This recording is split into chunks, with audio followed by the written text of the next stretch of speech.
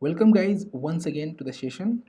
So today we'll be talking about parameterization or data driven testing concept. So first we'll see what is parameterization and what is data driven testing. So before going to this theory, okay, just we'll see a real time example how it will be. Then we'll come back to the theory part and we'll explain these things, okay? So let's come to this application facebook.com. Now here we have text field called email or phone number, then password, then login button, right? So to test this application, what we need is username, password, that's all, right? So enter username, password, click on login. If you are entering valid username, valid password and clicking on login button, you will be successfully logged into the application. But there might be multiple chances which user will be trying, maybe, right? So user sometime enter valid username, incorrect password, so he will get error message saying your password is incorrect.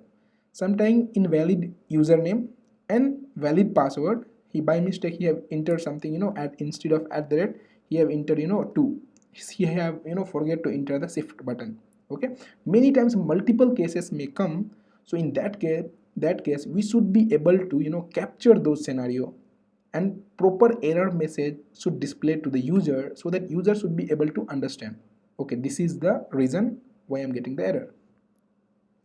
So this is one scenario. So here what I'm doing is I'm testing the same text field with multiple test data or multiple set of data, right?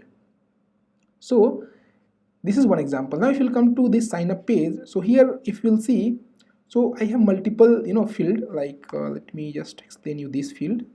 So that's what I'm just trying to give you a practical explanation so that it will be very easy for you and helpful for you, that what is parameterization actually and what is data driven testing. So here first name, last name, mobile number or email id.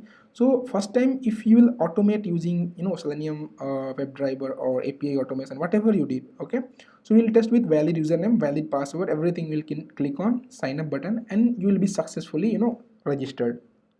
Now sometime user will be writing, any user can write anything, right?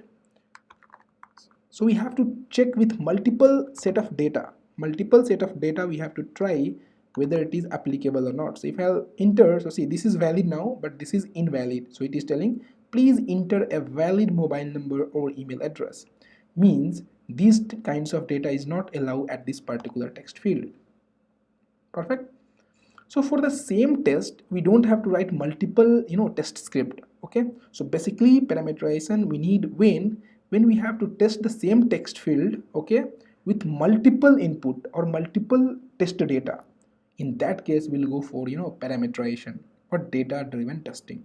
Data driven testing is nothing but testing the application with the different kinds of input or different kinds of test data at runtime is known as data driven testing, or this is called as parameterization. Okay, so now hope it is basic is very clear. So if you have any text field and if you want to test these things with a different input at runtime, so then we can go for parameterization or data driven testing concept. So this is very basic. Okay, let's go to the theory part now. So to pass multiple data to the application at runtime, we need to parameterize our test script. This concept which we achieve by parameterization is called data driven testing. So this is very basic of data driven testing. So if you want to test a same text field with multiple set of data or multiple data set or test data, then we should go for data driven testing or parameterization concept. So now we'll see how parameterization is going to help in our automation. Okay, we'll see a practical test script without parameterization, how it will look like and what is the drawback, and we'll see one test script with parameterization. Perfect.